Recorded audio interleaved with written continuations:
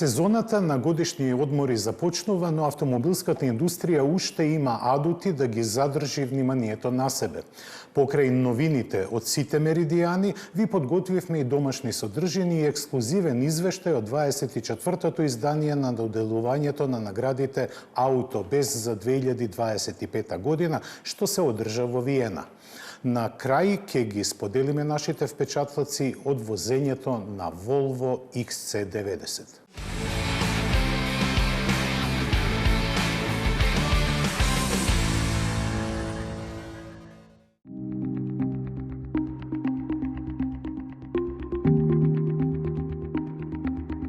Однесувајќи се како да не е цели 13 години на пазарот, Тесла скромно го освежи Модел S, при тоа зголемувајќи му ја цената за цели $5,000. Дизајнот е незабележливо изменет со минимални стилски корекции, а од суптилните технички дотерувања единствено значајни за споменување се дополнителната камера сместена во предниот браник и автономијата продолжена на 660 км. Затоа пак главните подобрувања се чувствуваат во внатрешноста и возењето, кое е покомфорно и потивко благодарејќи на звучната изолација, аеродинамиката и системот за активно поништување на бучавата. Слични зафати се применети и кај технички блискиот Модел X, а кога ќе започнат да се продаваат и во Европа не е објавено.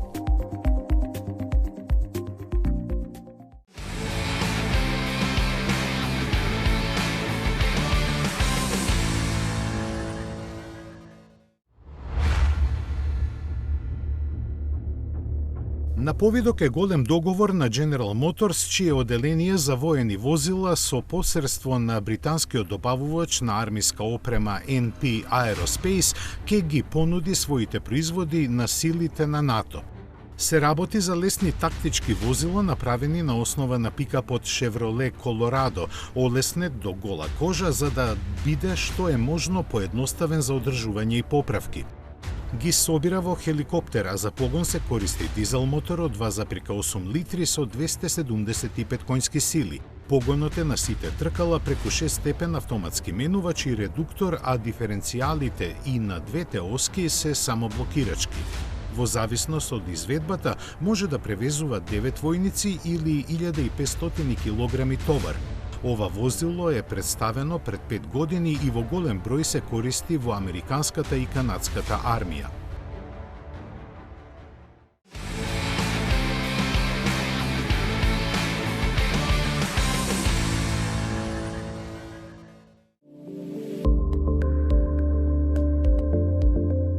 И Jeep реши да се опари од американските државни институции за кои разви специјална верзија на вагонир.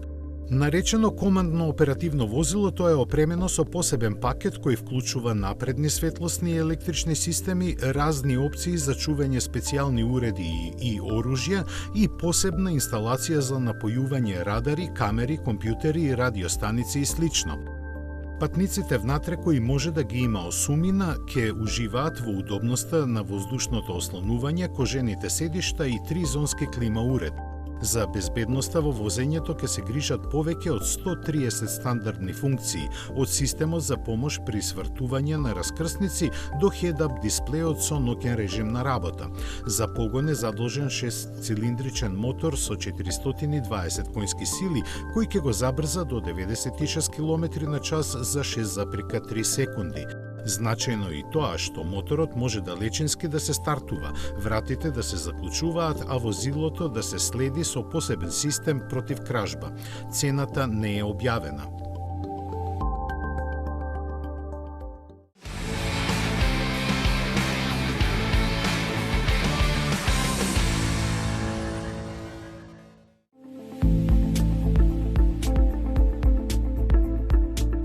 години после појавувањето, бразилската филијала на Fiat го освежи Pulse Abarth, кој сега има преден дел налик на Масерати. Малиот кросовер својата агресивност ја покажува и со други стилски детали, како што се затемнетите кукишта на светлата, спортскиот управувач и новите седишта.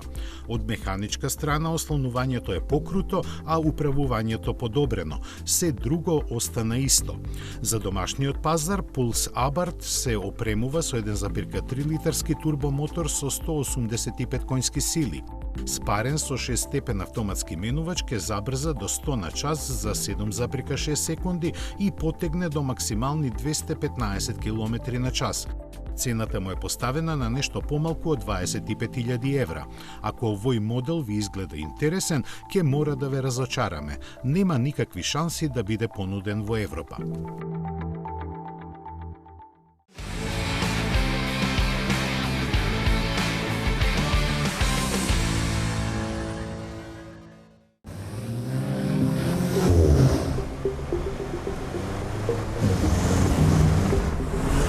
Откако предпремиерно го прогласи за најбрз свој серијски модел на Nürburgring, Volkswagen и официјално го представи Golf GTI Edition 50. Најсилен до сите досега, овој модел е направен во чест на 50 годишнината од појавувањето на првиот Golf GTI. Јубилејната верзија која на пазарот ќе пристигне до година под каубата има 325 конски сили кои германските инженери ги извлекоа од познатиот дволитарски TSI агрегат. За полесно кротење шасијата е дополнително усовршена и прилагодена со покруто ослонување спуштено за 20 мм во однос на стандардниот Golf. Во пакет доаѓаат и посебни Bridgestone пневматици и титаниумски издувен систем од Акрапович. Стилски разликите се суптилни, но доволни за препознавање, а купувачите ќе имаат избор од 5 бои на каросеријата, меѓу кои и Торнадо црвената, која практично е заштитен знак за сите перформансни модели на Volkswagen. Бројките за перформансите и цената не се објавени.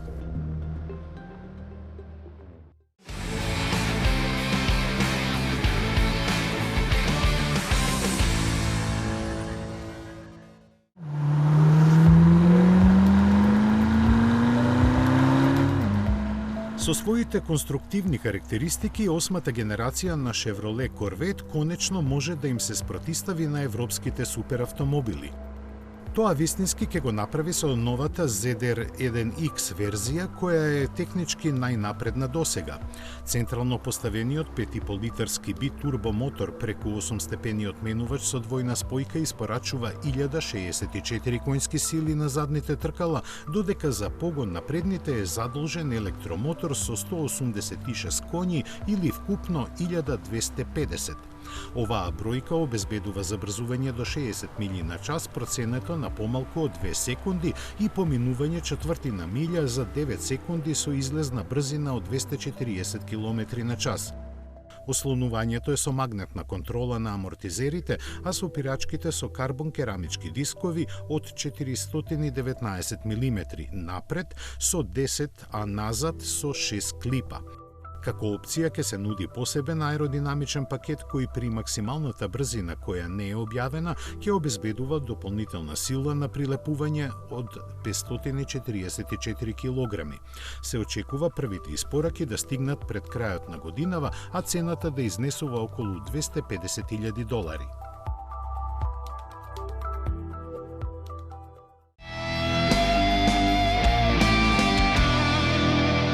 15 години вие одбирате, ние купуваме за 24 часа. 15 години над 10.000 клиенти. 15 години општествено одговорна компанија. 15 години доверба. 15 години лидери на пазарот. Финансираме патнички возила, комерцијални возила, камиони, пловни објекти, опрема и машини за вашиот бизнис. Во потрага сте по совршен автомобил? Со Chery добивате повеќе. Закажи тест возење на chery.mk.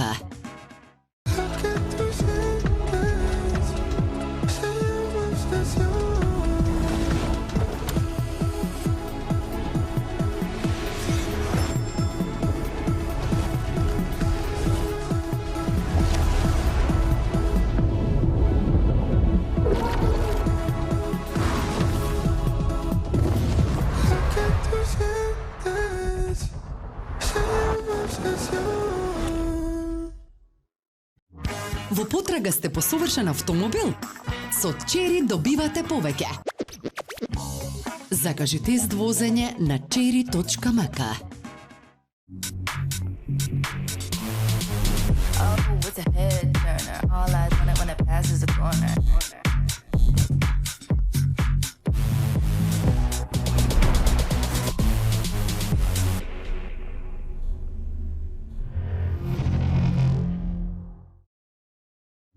Во потрага сте по совршен автомобил?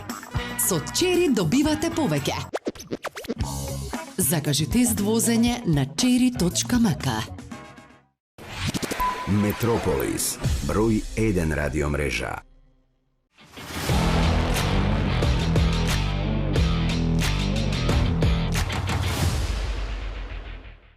На македонската сцена настапи Volkswagen Tayron, кросовер позициониран помеѓу Tiguan и Touareg. Со него марката од Волфсбург ги потполни сите сегменти, распространувајќи ја својата гама од најмалите до најголемите спортско корисни возила по димензија.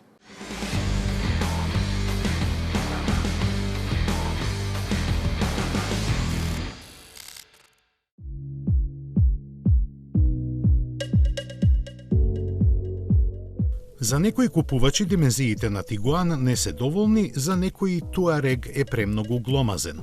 Одговорот е Tayron, модел што е приспособен за сите потреби и вкусови. Во тоа се уверивме на македонската премиера одржана во салонот на Volkswagen. Tayron зрачи со персоналност која ја истакнува преку својата појава и функционалност. Развиен и дизајниран во Волфсбург, Tayron е изграден врз најновата генерација на модуларната MQB Evo платформа, а дел од технологијата е пренесена и адаптирана од Touareg.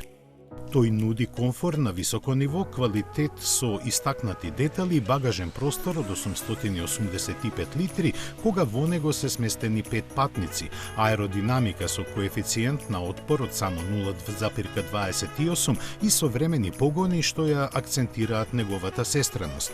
Покрај овие атрибути, Tayron може да потегне максимална тежина на приколка до 2,5 тони. Достапен е со 3 линии на опрема Life, Elegance и Airline, а веќе во првото опфаќа обемен пакет како и стандардни системи за асистенција. Располага со дури 7 ефикасни погонски системи, што како основа употребуваат 4 цилиндерски агрегати од 1,5 и 2 литри. Тоа се и хибрид, и TSI, TSI и TDI со опсек на моќност од 150 до 272 коњски сили. Двата погони со приклучен хибрид имаат батерија од 19,7 киловат-часови, што обезбедува возење без емисии над 100 км и домет до 850 км. Понудена е една изведба со 48 волтен хибриден погон, потоа 2 турбобензински и 2 дволитрени турбодизел мотори. Двата чисто турбобензински мотори и најмоќниот турбодизел мотор се комбинирани со 4Motion погон на сите тркала, додека останатите се со погон на предните тркала. Сите верзии се опремени со автоматски менувач со двојна спојка. Нам Tayron ни остави силен впечаток и со нетрпение го очекуваме на тест возење. Во меѓувреме, можете и самите да се запознаете со неговите изведби во македонскиот дом на Volkswagen. Гала вечерта на која се доделуваат наградите на жирито Аутобест традиционално се одржува веќе 24 години. Ексклузивноста на настанот и присутноста на врвни личности од автомобилскиот свет го наметна прекарот на настанот Оскари на автомобилската индустрија.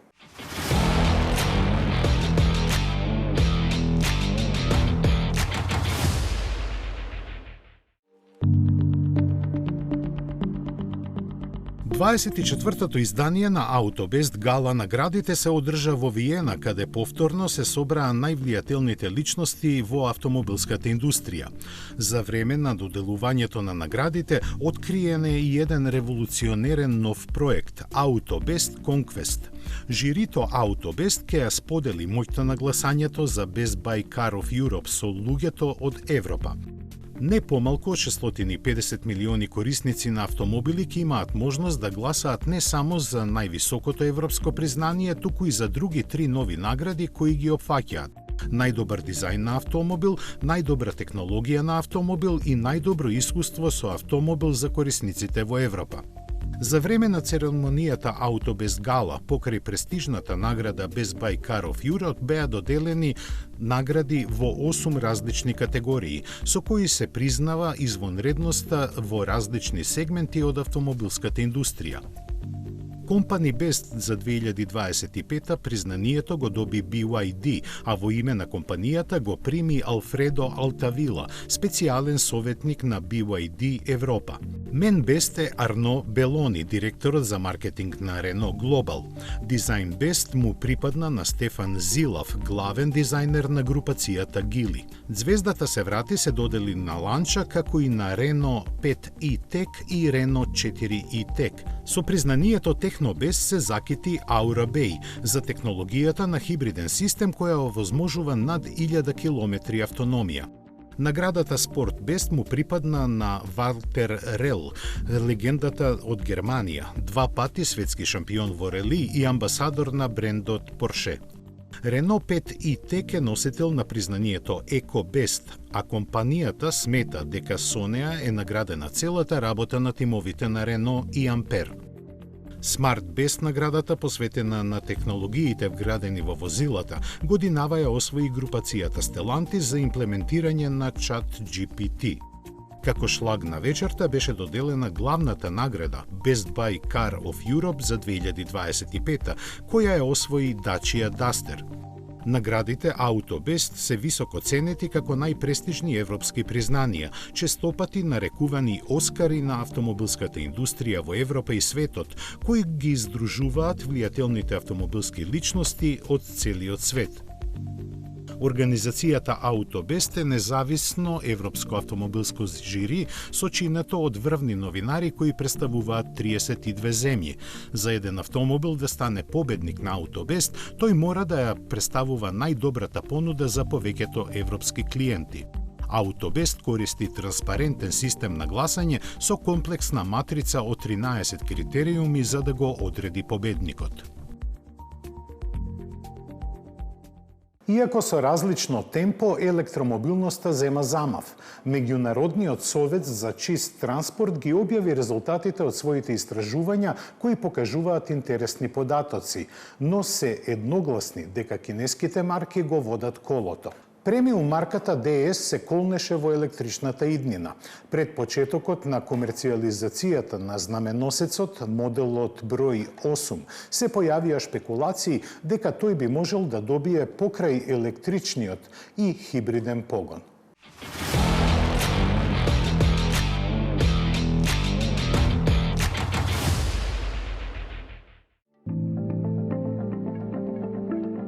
Меѓународниот совет за чист транспорт го објави својот годишен извештај за напредокот во електричната мобилност, кој во некои делови беше очекуван, а во други изненадува.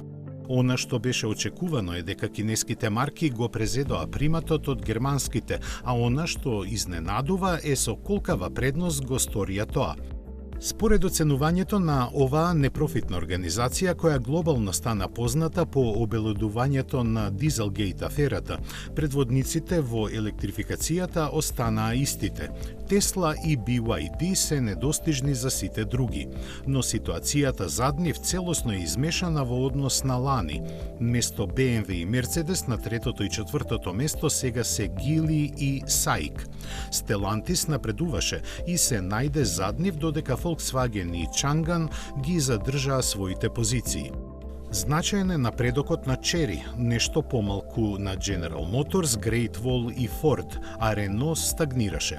Беше забележан и напредокот на Tata, која се приклучи на друштвото компании во транзиција, кое пак Hyundai и Kia го напуштија и сега се класифицирани меѓу оние кои заостануваат. Ако забележавте, на оваа листа нема ниту еден јапонски производител, дури и пионерот во електрификацијата Nissan помина лошо. Тоа е така бидејќи Меѓународниот совет за чист транспорт ги оценува автопроизводителите според 10 критериуми поделени во 3 основни групи: доминацијата на пазарот, технолошките перформанси и стратешката визија. Вкупно се проценувани 21 светски производител на возила.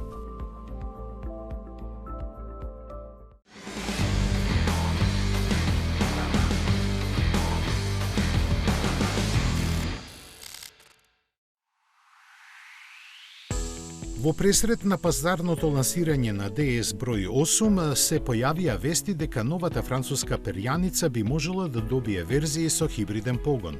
Технички тоа е сосема можно бидејќи ја користи продолжената платформа на Peugeot 3008, така што би биле потребни минимални инвестиции и ресурси за развој. Вистинското прашање е дали ќе има доволен интерес на пазарот за да биде понуден, бидејќи изворно замислен само како електричен модел, овој автомобил има за задача да го врати сјајот што децении порано го имаше Citroen.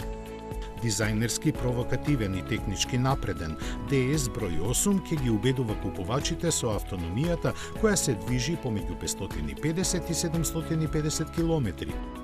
Погонскиот систем располага со 230 или 245 коњи, додека верзијата со 2 електромотора на сите 4 тркала распоредува 350 коњски сили. Дизајнот на каросеријата долга 4,8 и широка 1,9 метри обезбедува складна визуелна рамнотежа ненарушена од острите футуристички линии. Со нивото на опременост, внатрешноста кокетира со луксузот кој се среќава кај германските премиум конкуренти. Таква е и цената која стартува од 59.200 евра.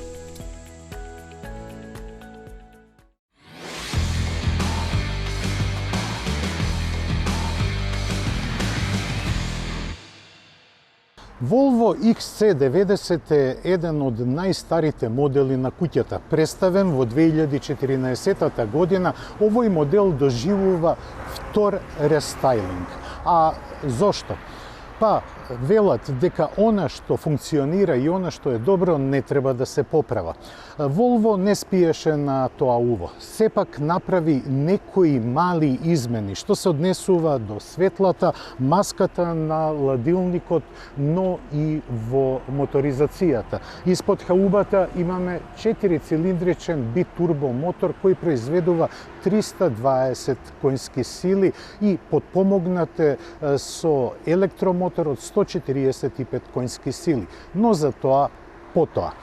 Дизајнот на XC90 е типично шведски, конзервативен, но доволно интригантен.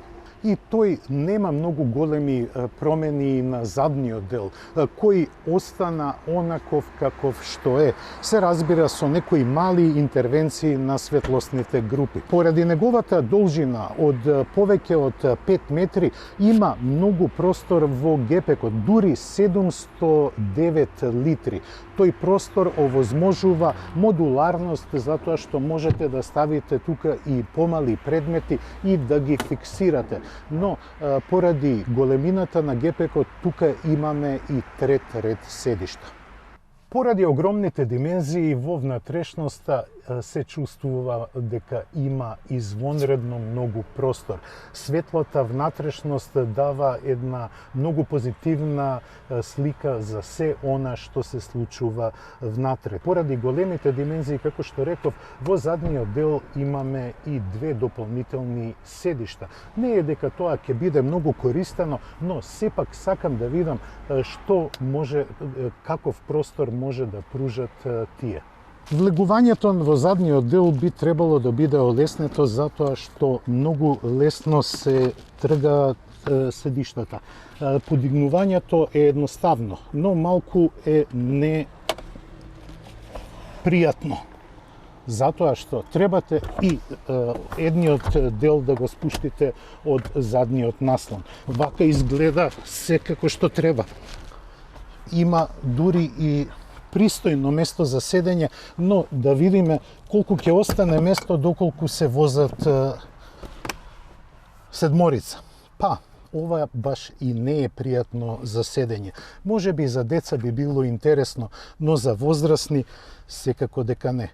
По малата авантура на третиот ред седишта, повторно се чувствувам како да сум во бизнис салон. Она што многу ми се допаѓа кај Volvo, тоа е начинот на кој го средуваат интериерот. Тој е едноставен, пуритански, но извонредно удобен.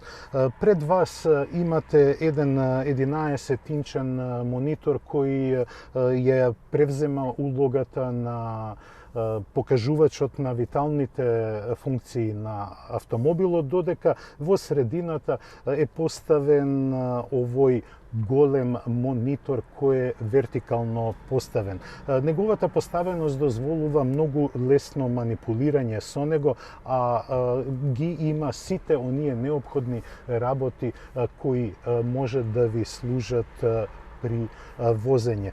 Едноставно и интуитивно се средуваат сите функции во внатрешноста. Менувачот е мал, има многу интересна форма, тој е направен од кристал и транспарентен е. На краиштата, тоа доволно е само да ја ставите во пренос палката и да уживате во возењето. И она што е интересно, тоа е дека батеријата дозволува движење исклучиво на струја до 65 километри.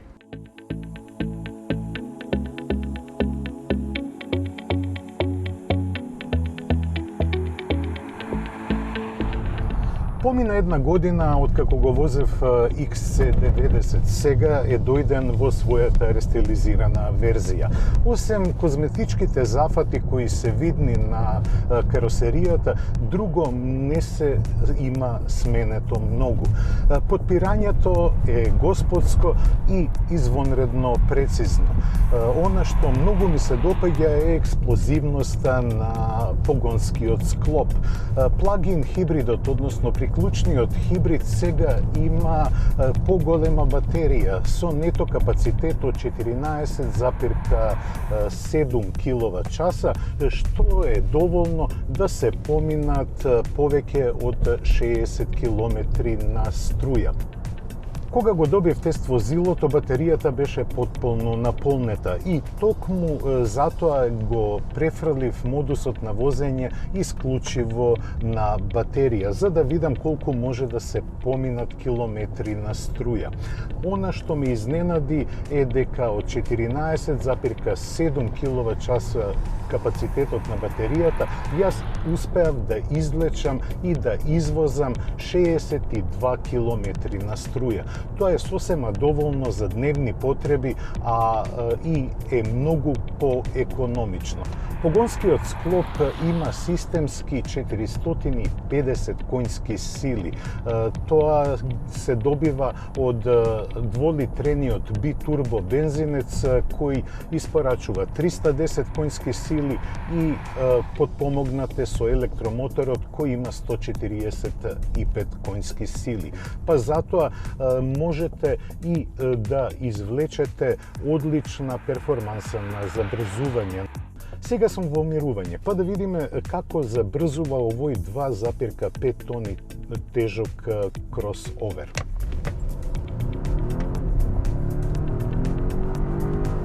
Веќе сум на 100 км на час, а тоа е многу брзо и можам да кажам и непотребно, затоа што кога се купува возило од овој калибар, се купува за да се ужива во него.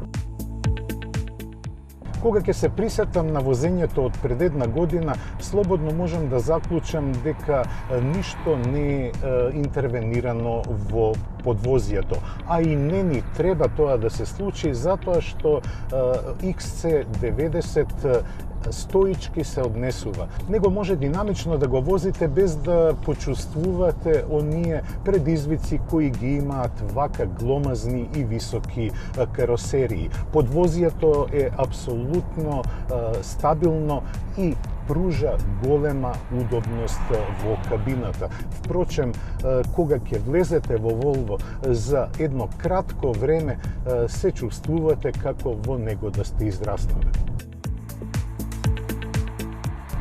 Volvo е мајстор на својот занает. Во неговата внатрешност, иако е минималистичка, се чувствувате кралевски. Затоа што имате не само простор и удобност, туку се чувствувате дека имате апсолутна контрола не само на возилото, туку и на она што се случува околу вас. Таквото чувство се добива благодарение на бројните активни системи за безбедност кои секогаш се будни и ја следат ситуацијата.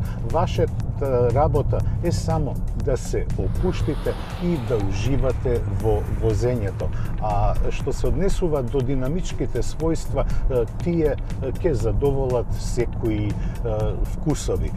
Пред се, можете и динамично да го возите, а можете и да уживате и да се чувствувате како да лебдите над асфалтот. Овие задоволства имаат своја цена. Како што реков, пред една година кога го возев XC90, неговата цена беше околу 108.500 евра. Со рестайлингот и највисокото ниво на опременост како што е ова тест возило, сега ќе треба да се плати за XC90 109.900 евра. А на нашите дотрајани автопатишта, барем она што се случува околу Скопје, XC90 се однесува господски. На крстаречка брзина од 120 км на час немате поголеми предизвици во кабината.